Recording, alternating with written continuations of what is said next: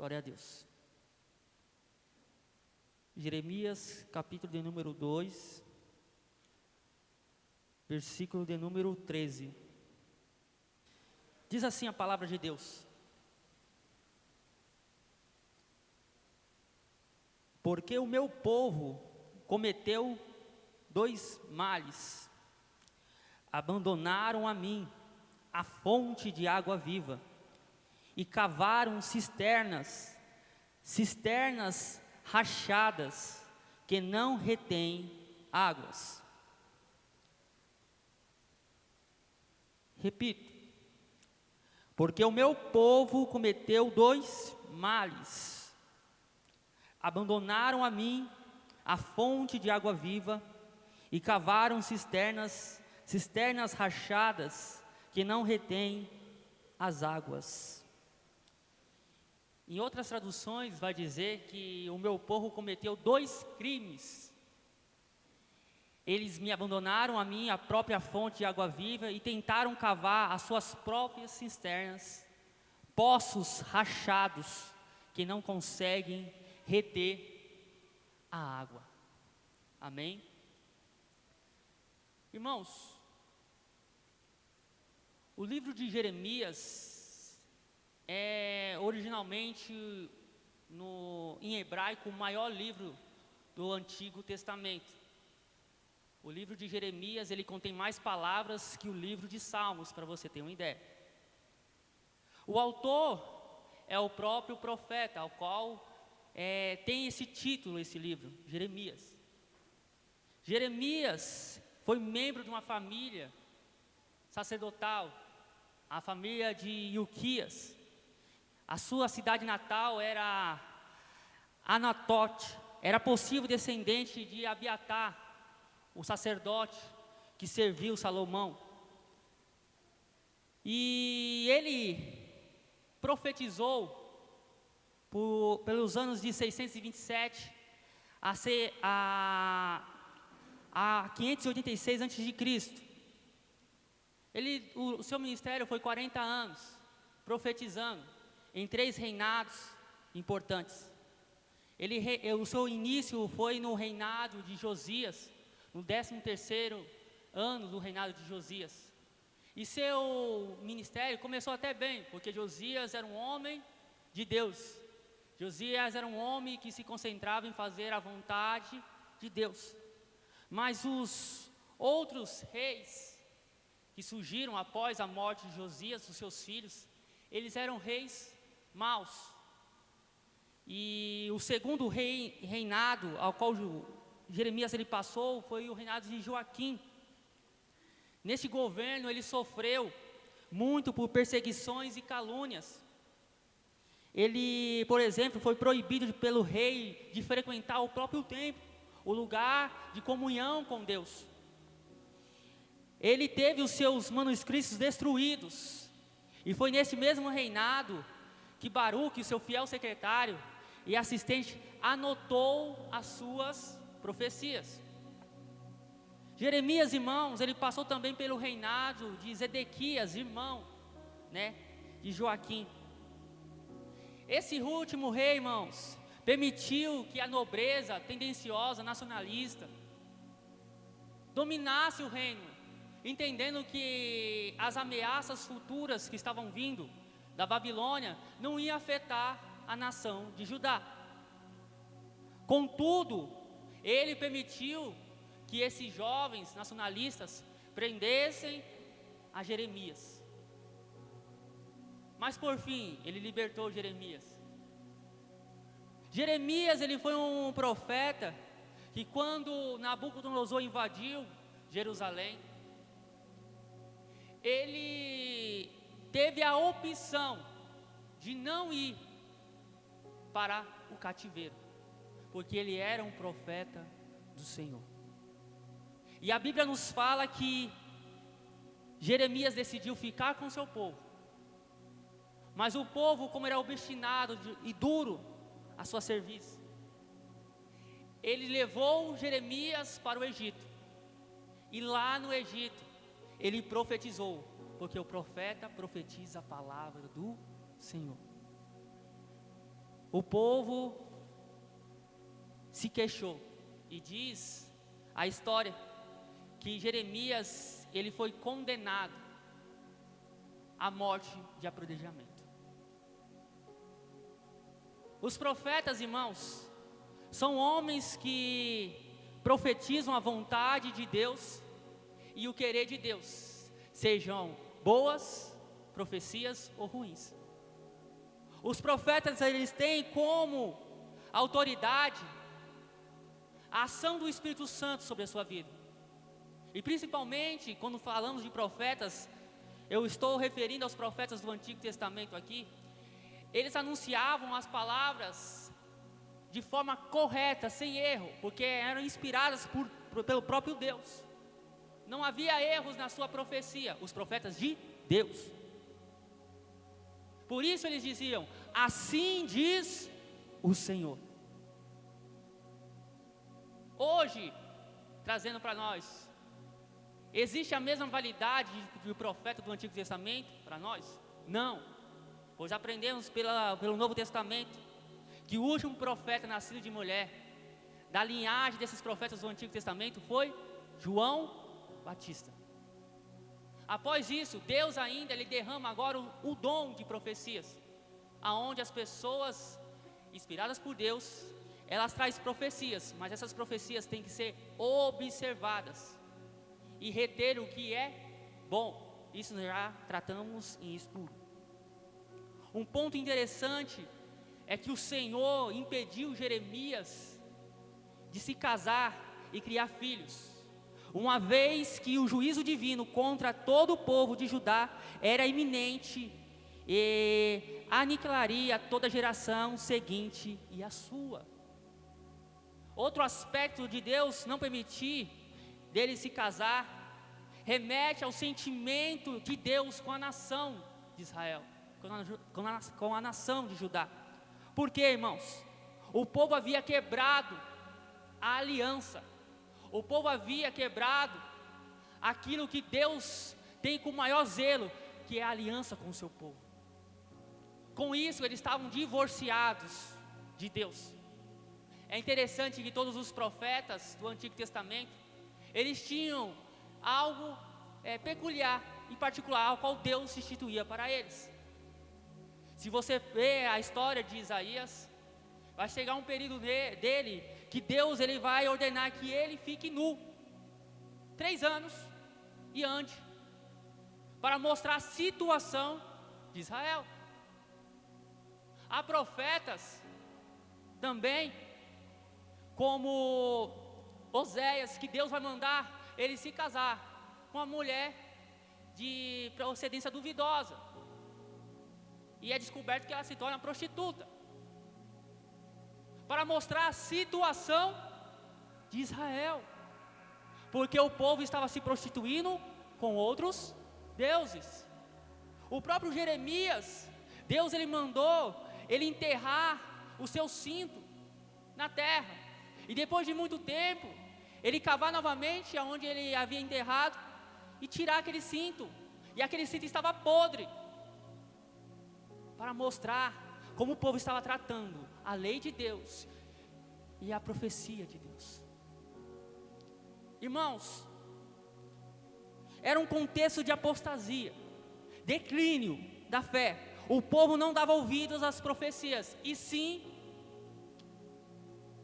eles davam ouvidos aos falsos mestres, aos falsos profetas, aquilo que agradava o seu coração.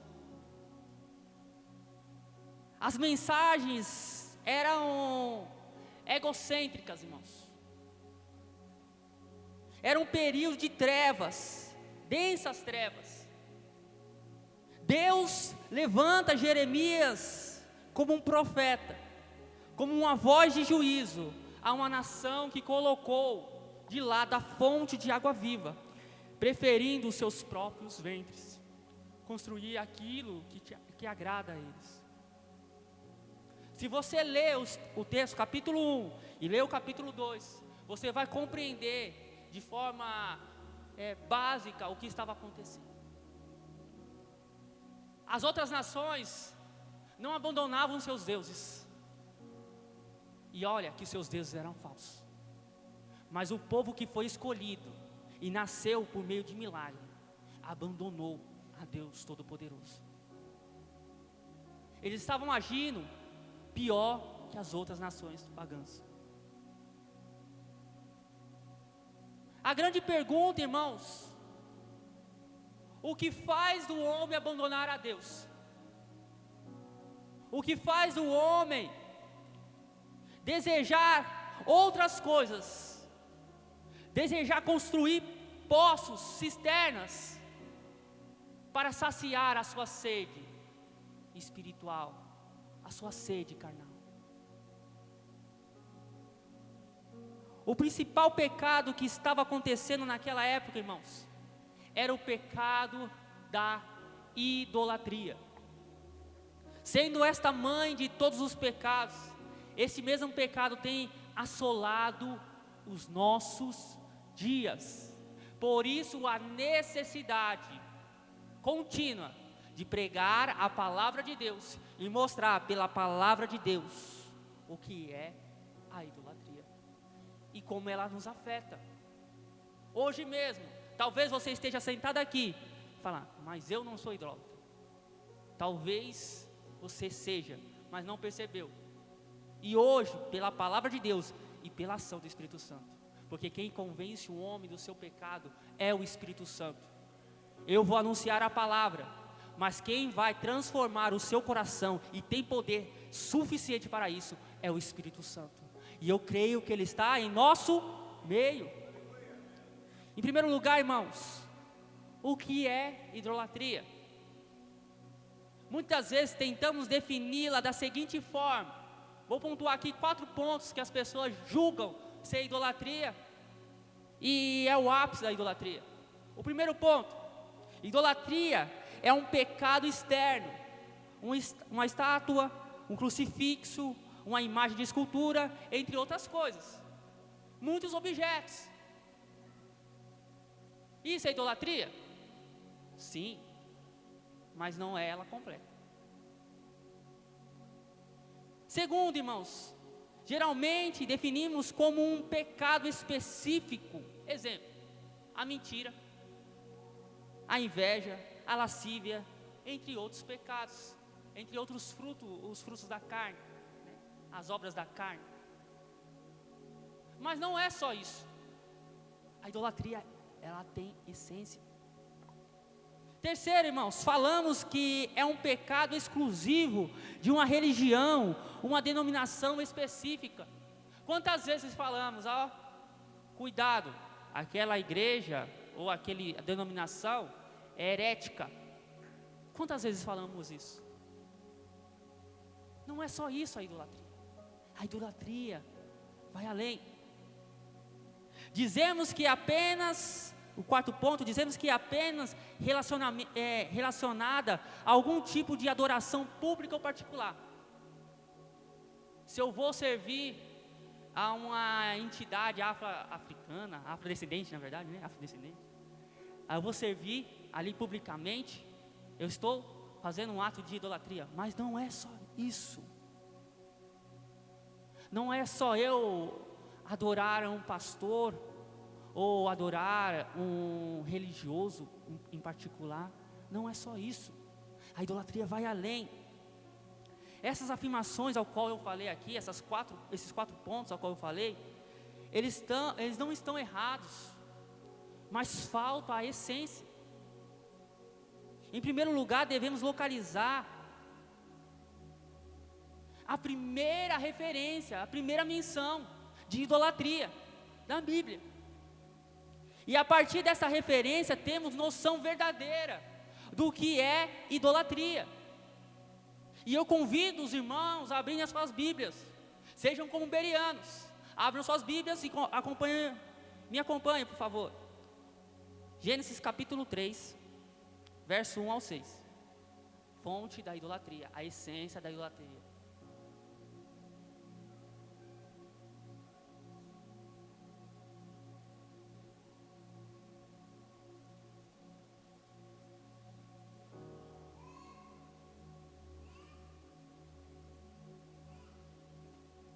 Gênesis capítulo 3, verso 1 ao 6.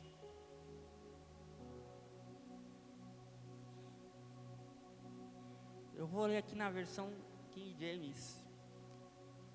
Diz assim: a serpente era o mais astuto de todos os animais dos campos que o Senhor Deus havia feito. E aconteceu que ela questionou com a mulher. Então foi isso mesmo que Deus falou: vós não podeis comer nenhum dos frutos das árvores do jardim? Ao que declarou a mulher, a serpente: nós podemos comer dos frutos das árvores do jardim, mas do fruto da árvore que está no centro do jardim, Deus disse: dela não comereis, nela não tocareis, para que não morrais.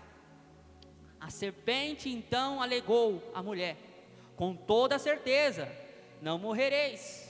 Ora, Deus sabe que no dia em que dele comerdes, vossos olhos se abrirão, e vós, como Deus, sereis conhecedores do bem e do mal. Quando a mulher observou que a árvore realmente parecia agradável ao paladar, muito atraente aos olhos, e além de tudo desejável para dela se obter sagacidade, tomou do seu fruto, comeu-o e deu ao seu marido, que estava em sua companhia, e ele igualmente comeu. Olha o versículo de número 3, 4 e 5, principalmente o 5. Mas do fruto da árvore que está no centro do jardim, Deus disse: dele não comereis, nele não tocareis, para que não morrais. A serpente então alegou à mulher: com toda certeza não morrereis. Olha o verso de número 5.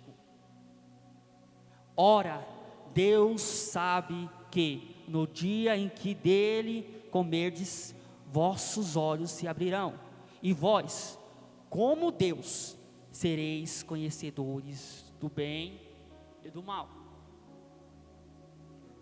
Ao lermos esse texto, irmãos, percebemos que a idolatria é colocar-se no lugar de Deus, acima de Deus, ou na igualdade de Deus. Através desse texto aprendemos que o pecado da idolatria é interior, pois nasce no desejo do homem de ser igual a Deus, ou melhor, ser o próprio Deus de sua vida. Agora, entendemos por que Ezequiel escreveu no capítulo 14, do verso 1 ao 5, algo que nos chama a atenção. Então alguns dos anciões e líderes de Israel vieram e se assentaram diante de mim. E aconteceu que a palavra do Senhor veio novamente a mim, dizendo: filho do homem, estes homens ergueram ídolos em seus corações, e colocaram tropeços e obstáculos malignos para a queda deles próprios. Ora, será que devo permitir que me consultem? Portanto, abre a tua boca, fale com eles e diz-lhes: assim diz o Senhor, o eterno e soberano Deus: quando qualquer israelita construir qualquer ídolo em seu coração e puser tropeço ímpio diante do seu rosto, e depois consultar um profeta, eu, Senhor, responderei pessoalmente a essa pessoa, conforme a sua idolatria, conforme a sua atitude idólatra.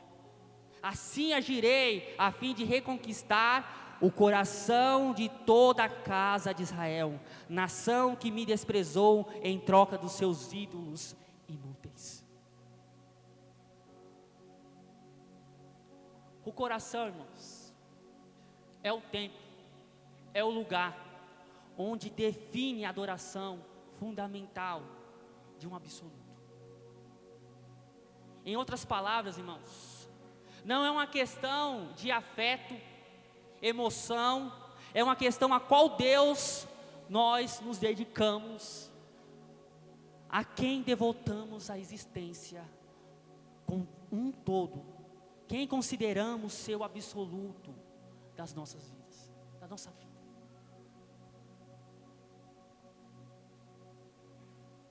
Infelizmente, irmãos, concordo com o Calvino, nosso coração é uma fábrica de ídolos. Nosso coração é uma fábrica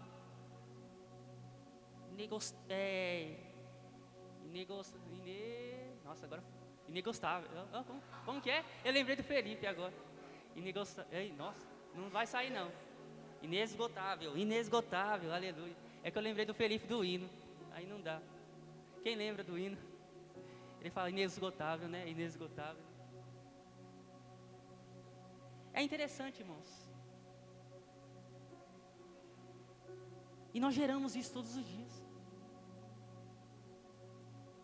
Ao caminhar, nos pensamentos tolos, diários. Existe um ditado no mundo, que mente vazia é oficina. Não está errado.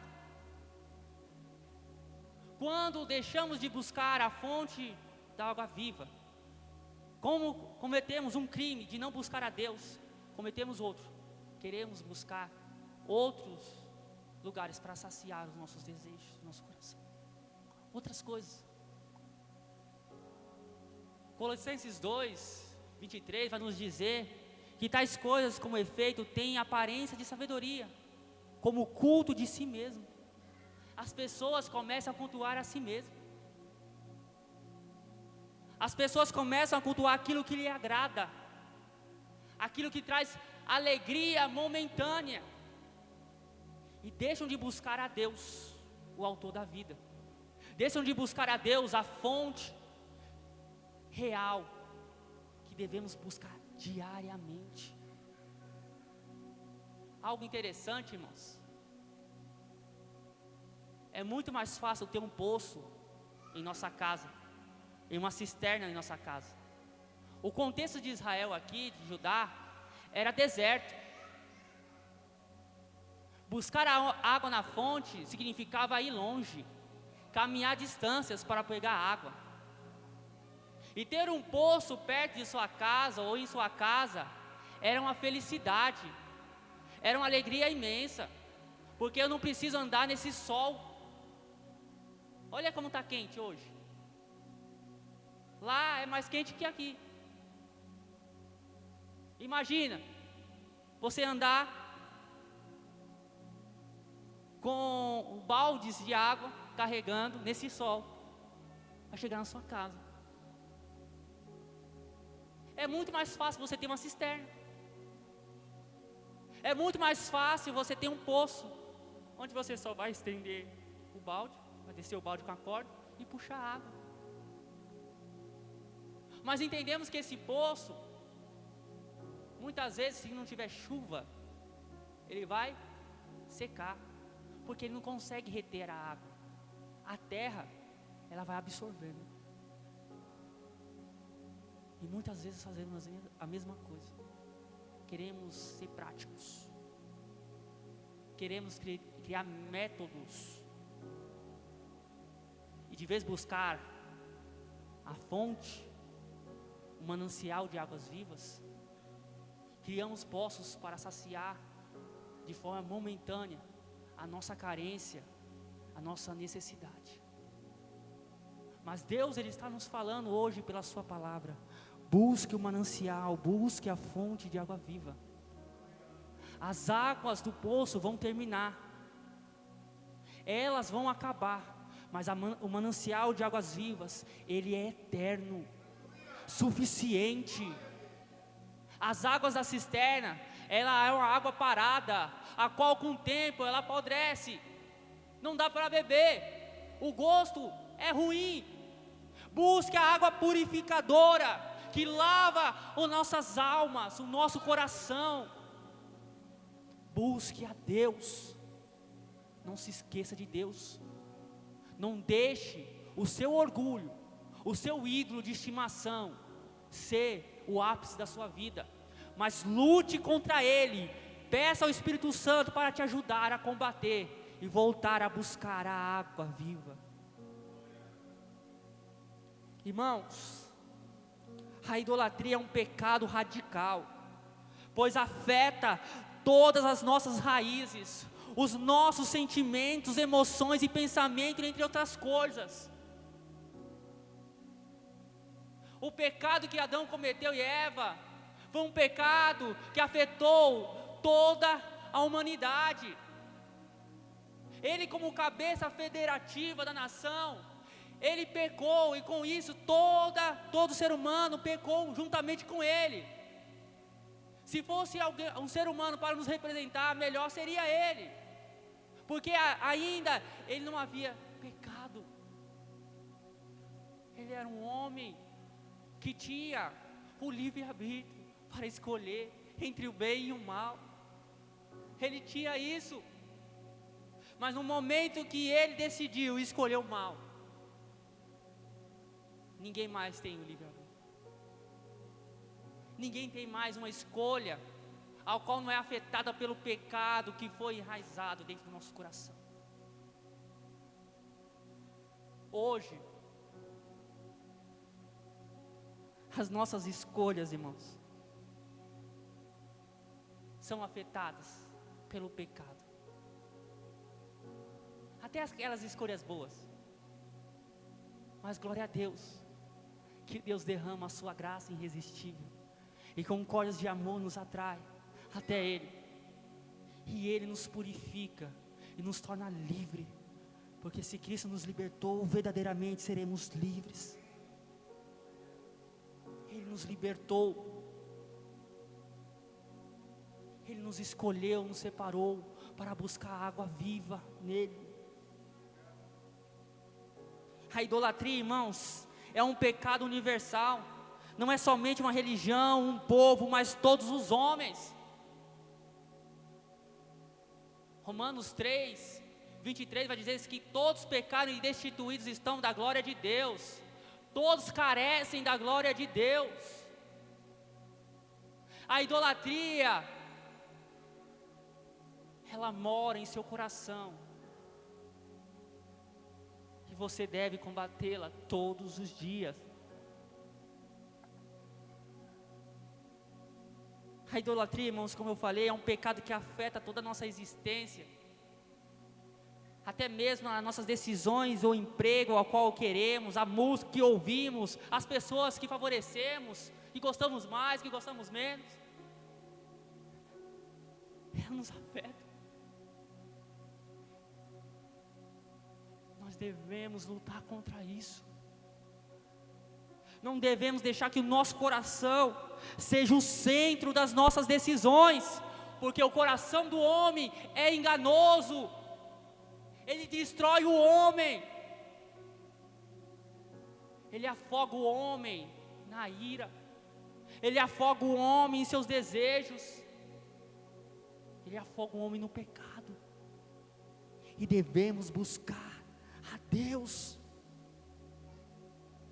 Somente Deus pode combater a idolatria do nosso coração. Não existe outro método. Busque a Deus. Para de ser um criminoso contra Deus. Abandone as suas práticas e voltem a buscar a essência em Deus.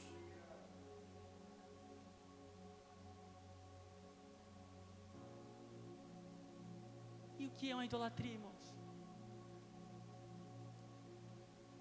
É um ídolo, irmãos. É um Deus que eu posso controlar. Sabe por que as pessoas não buscam a Deus?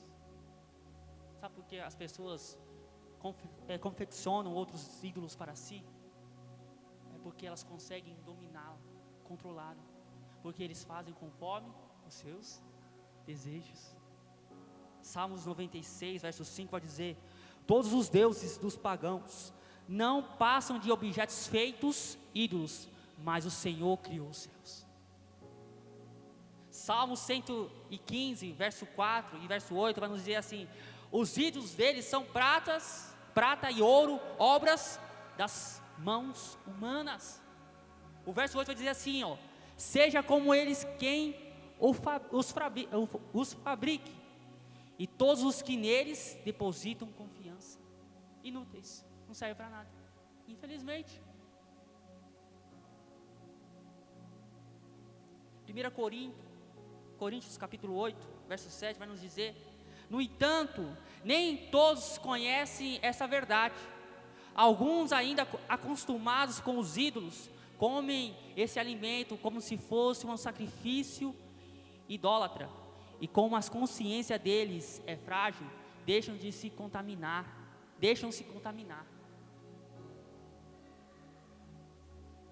Filipenses 3, verso 19 vai nos dizer: o fim dessas pessoas é a perdição, o Deus dele é o estômago, e o orgulho que eles ostentam fundamentam-se no que é vergonhoso. Eles se preocupam apenas com o que é terreno. É muito fácil eu buscar um Deus que faz o que eu quero. É muito fácil eu buscar um Deus que não me dá limite. Um Deus que dá aquilo que eu desejo a qualquer momento. Por isso as pessoas buscam. Por isso as pessoas se afundam na idolatria. Porque elas querem aquecer o seu âmago, o seu coração, o seu ventre. Buscar a Deus pressupõe renúncia. Renúncia do seu eu. Buscar a Deus muitas vezes significa largar a si mesmo, pegar a sua cruz e seguir. E glória a Deus. Esse caminho é digno. Esse caminho é fiel, é verdadeiro. Se queremos ser discípulos de Jesus Cristo, devemos seguir esse caminho. Renunciar a si mesmo, tomar a sua cruz e seguir a Cristo. E tomar a cruz, irmãos, é ir para a morte. E poucos querem servir um Deus que oferece a morte para eles. Poucos querem um Deus que oferece a morte carnal desse homem pecador miserável. Poucos querem entregar a sua vida cotidiana para servir um Deus único e verdadeiro, que tem nos abençoado com todas as bênçãos celestiais, que opera de forma maravilhosa e econômica. Quando nós lemos e entendemos o processo da salvação, a economia da salvação, entendemos que a obra é perfeita. O Pai na eternidade planejou uma salvação para nós antes de ter criado a nós, o mundo. E seu Filho no tempo presente opera essa salvação.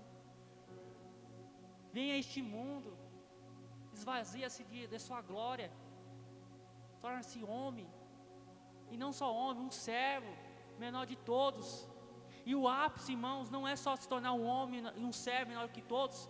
O ápice é morrer na cruz do Calvário. O ponto de tensão é morrer na cruz do Calvário, sem pecado algum, levando os nossos pecados, aplicando a salvação sobre as nossas vidas, por meio do Espírito Santo, a terceira pessoa, que vem, regenera o nosso coração, a nossa alma, modifica a nossa disposição, modifica a tendência do nosso coração, porque agora quem habita em nós é o próprio Espírito Santo da verdade. Hoje somos moradas do Espírito Santo. Deus habita em nós. Outrora era ídolos, Hoje é Deus. Não esqueça de quem está na sua vida. Não esqueça a quem você se dedicou e declarou publicamente a quem serviria. O povo se esqueceu. O povo voltou a buscar a prática do Egito. O povo voltou à idolatria. E a consequência foi 70 anos de cativeiro.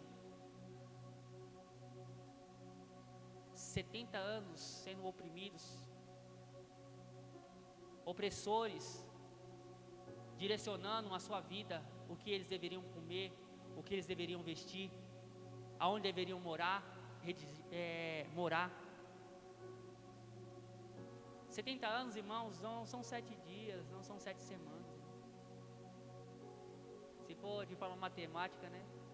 70 anos são 25.550 dias, 840 meses, 3.550 semanas.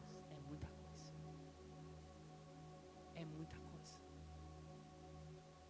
Não é algo que passa de um dia para outro, muitos dias. É uma geração que morreu na escravidão. Morreu no cativeiro. Porque não voltou a Deus. Não ouviu a repreensão dos profetas que se levantaram. Acharam que o juízo de Deus era superficial. Porque o Deus é somente um Deus bondoso e amoroso.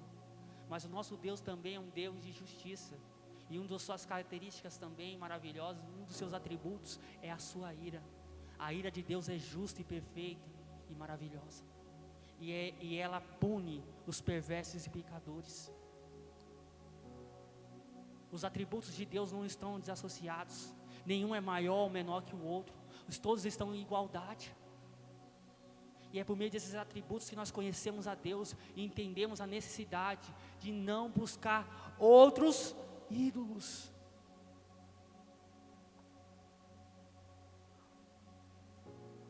Se a idolatria, irmãos, é o pai, é a mãe de todo, né, de toda a soberba do nosso coração, a assolação de nossa alma, o orgulho é o pai de todos os pecados.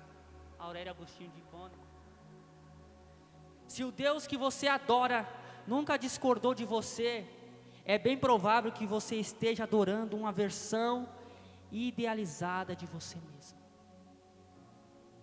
Se você está há muito tempo na presença de Deus e nunca foi confrontado, irmãos, vou te falar, você está adorando a si mesmo. Você nunca teve uma conversão genuína e real. Aí você fala assim, mas é duro você falar isso. Mas não, é verdade. Eu quero livrar a vossa alma do inferno. Eu desejo que todos que estão aqui possam estar comigo, juntamente com Cristo Jesus. Eu oro para que todos que estão aqui possam estar cantando junto com os serafins: Santo, Santo, Santo é o Senhor dos exércitos, e toda a terra está cheia de sua glória. Eu desejo que todos que estão aqui sejam também parte da multidão que descerá juntamente com o Rei da Glória para reinar eternamente e entregar o reino a Deus Todo-Poderoso.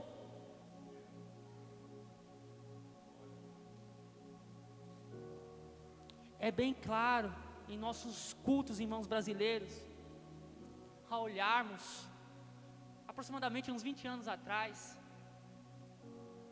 os hinos, os cultos começaram a desviar do propósito real, começaram a ser uma adoração a homens. Era um culto antropocêntrico, irmãos, porque não era voltado mais a Deus, era mais as minhas dificuldades, aos meus sentimentos. Hinos que nós conhecemos hoje, né? A minha vitória tem sabor de mel, né? Quem não me ajudou, né? Vai se arrepender. Não é sobre isso? Hoje. É porque eu estava caído, derrotado. Mas Deus me deu força e agora eu estou de pé e essas pessoas vão olhar e vão aplaudir eu. Porque eu sou o centro, não é mais Deus. O centro não é Cristo, o centro é o homem.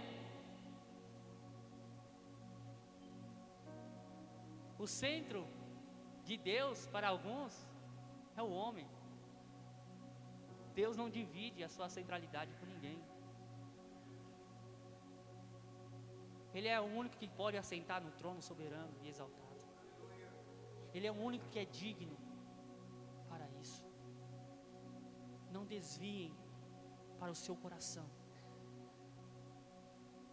1 João capítulo 5, verso 20 e 21 vai nos dizer: da mesma forma, temos pleno conhecimento de que o Filho de Deus é vindo e nos tem concedido entendimento para reconhecermos o verdadeiro. E nós estamos vivendo naquele que é verdadeiro, em seu Filho Jesus Cristo. Este é o verdadeiro Deus e a vida eterna. Filhinhos, acautelai-vos com os falsos deuses. Irmãos, Cristo veio a este mundo, Ele é o verdadeiro, Ele se revelou a nós, Ele nos deu entendimento e reconhecimento do que é verdadeiro, e Ele é verdadeiro, Ele é a vida eterna. Voltem para Cristo Jesus, voltem para o verdadeiro, voltem para a fonte de águas vivas.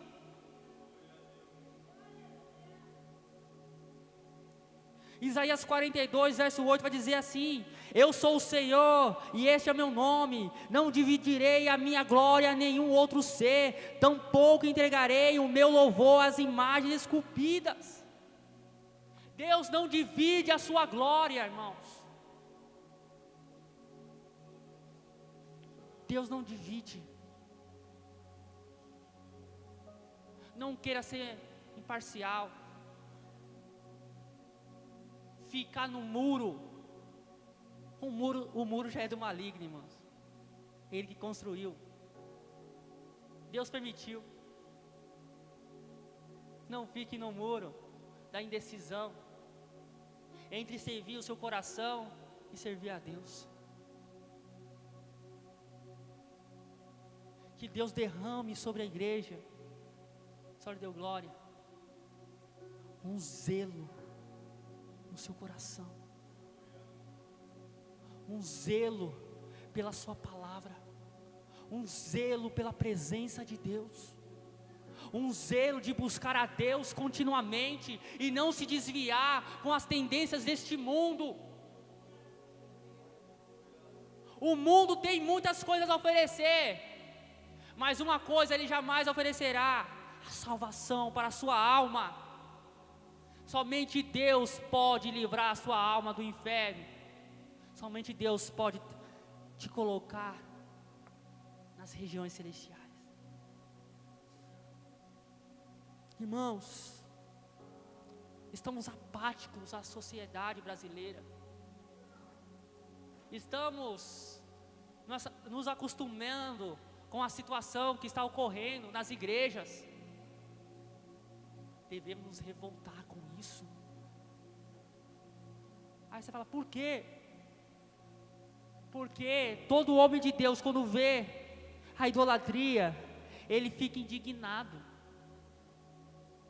Um exemplo claro disso, Paulo, Atos dos Apóstolos capítulo 17, verso 16 vai nos dizer: enquanto Paulo esperava por seus companheiros em Atenas, ficou profundamente indignado ao perceber que a cidade tinha ídolos por toda parte. Ele ficou indignado, porque existia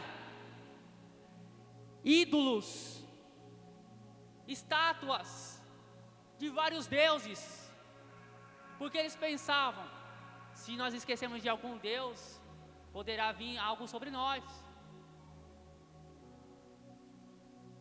Existia até uma estátua ao Deus desconhecido. Paulo fica indignado, Mas hoje não. Hoje não há revolta em nosso coração diante da idolatria deste mundo, onde as ideologias, onde os pensamentos profanos têm se levantado, e muitas igrejas têm abraçado isso. Tem falado: vem aqui ao meu colo, nós te abraçamos. Porque talvez você possa me dar algo em troca. Não. O cristão verdadeiro, ele não procura algo em troca. Ele procura Deus. E se ele recebe?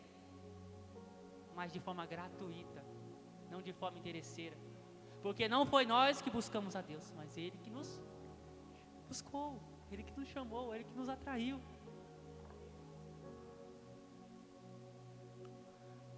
Porque todos eles relatam de que maneira fomos recebidos por vós, e de que maneira vos converteis dos ídolos a Deus, para servides ao Deus vivo e verdadeiro, enquanto aguardais do céu o seu Filho, a quem Ele ressuscitou dentre os mortos, Jesus, que nos livra da ira que certamente virá. 1 Tessalonicenses capítulo 1, verso 9 ao 10. Cristo nos converteu. Por meio de sua obra Ele nos livrou da idolatria e nos converteu para Deus. Outrora, irmão, nós éramos inimigos de Deus, destinados à ira futura, vindoura. Mas por meio de Cristo Jesus, hoje temos paz com Deus. E agora podemos alcançar essa intimidade, servir ao Deus vivo e verdadeiro, não ao ídolo morto de nosso coração, mas um Deus vivo e verdadeiro.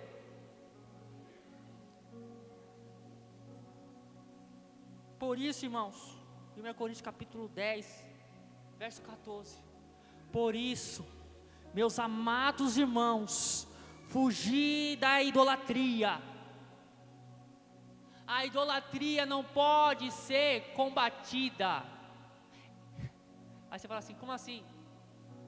A Bíblia fala que você deve resistir ao diabo, né? E ele fugirá de vós. Mas a idolatria e a imoralidade, você deve fugir dela.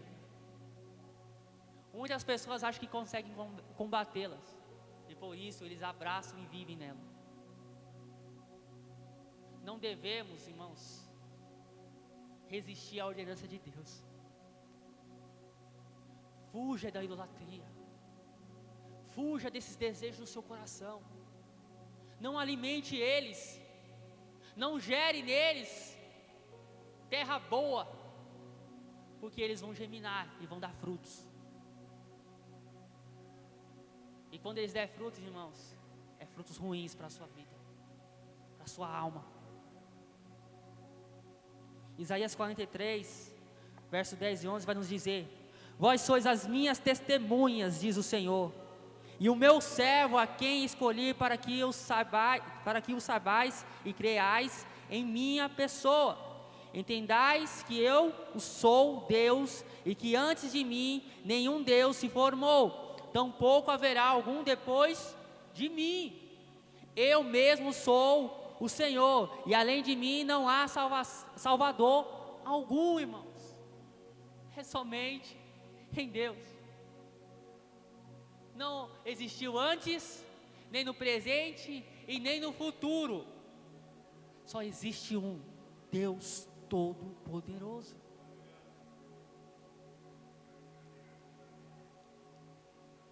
E para terminar, meus irmãos, Romanos capítulo 12.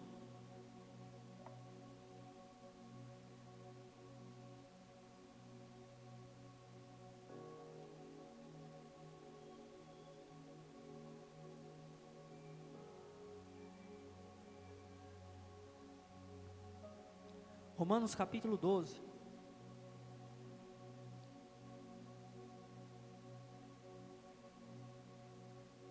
Vamos ler o versículo 1 e o versículo 2.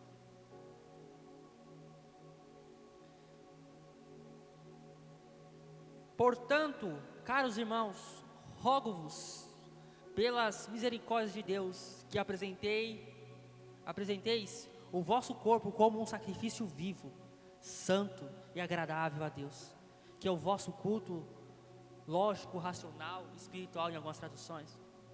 E não vos amoldeis ao sistema deste mundo, mas sede transformados pela renovação das vossas mentes, para que experimenteis qual seja a boa, agradável e perfeita vontade de Deus.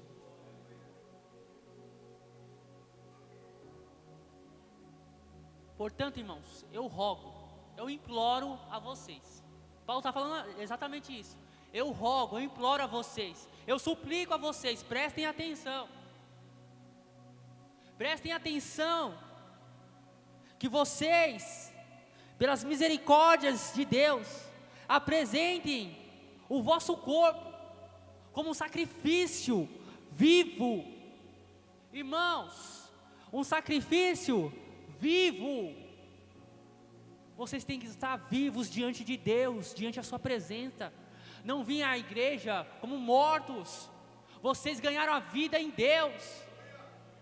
Nós estávamos mortos em nossos delitos e pecados, mas Deus nos deu vida, vida com abundância. Devemos adorar a Deus vivos e ser sacrifícios vivos diante dEle. Muitas vezes nós chegamos na igreja apáticos, como alguns dizem, como maracujá na gaveta, né? Fechado, apático. Eu sei que há momentos de tristeza, há momentos de angústia em nossas almas, que é Deus que nos dá força a chegar ao culto e adorar a Deus, mas não é todos os cultos, irmãos. Deus, Ele derrama refrigério sobre a nossa alma, e aqueles que estão em Cristo, eles são alegres, porque tem Deus sobre a sua vida. Olha o que Deus faz nos falar: o vosso corpo como um sacrifício vivo, santo e agradável a Deus. Não é um sacrifício qualquer, é um sacrifício que agrada a Deus, é um sacrifício que traz alegria a Deus, porque somos apáticos, porque queremos servir a Deus de qualquer jeito. Deus exige o melhor de nós, porque Ele nos deu o melhor. Ele deu Cristo Jesus para nós.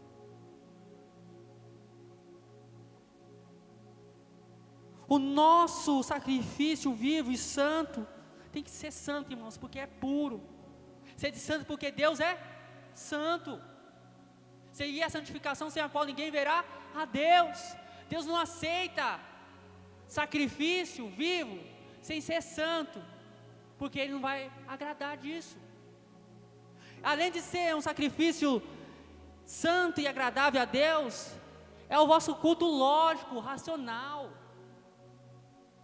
Antigamente, os animais eram levados ao sacrifício. Quem lê o Antigo Testamento vai ver: bois, ovelhas, pombos,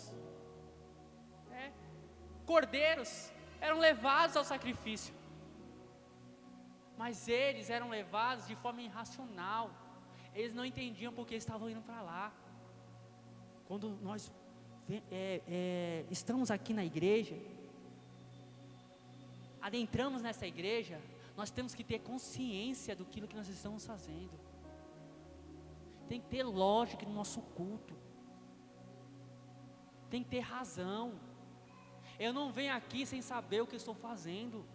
Eu venho aqui com um propósito. Eu venho aqui com uma definição clara. Eu adoro a Deus em espírito e em verdade. Eu venho aqui para exaltar a Deus, para servir a Deus, para glorificar a Deus e receber dEle a sua graça contínua, a sua bondade contínua. Eu não venho aqui sem saber. Pessoas que vêm sem saber, elas estão perdidas. Elas estão indo, seguindo a multidão, e não estão seguindo a Cristo. Não sigam as multidões, sigam a Cristo Jesus. E não vos amoldeis ao sistema deste mundo, mas sede transformados pela renovação das vossas mentes. As pessoas, como nós falamos, e eu citei aqui, elas vão continuamente sendo moldadas pelos padrões do mundo. Mas o cristão não é moldado pelo padrão do mundo, pelas filosofias do mundo, pelas ideologias do mundo, pelas tendências do mundo. O nosso pedagogo é Cristo. E Ele deixou o nosso manual, a lei de Deus, a regra correta, a palavra de Deus. A nossa mente, nosso coração tem que ser renovado pelo Espírito Santo, mediante a palavra de Deus. Não existe outra maneira, não existe outro modo. É pela palavra de Deus e pela ação do Espírito Santo. Por isso, as nossas mentes têm que ser transformadas diariamente, renovadas diariamente, para que experimentemos qual seja a boa, agradável e perfeita vontade de Deus.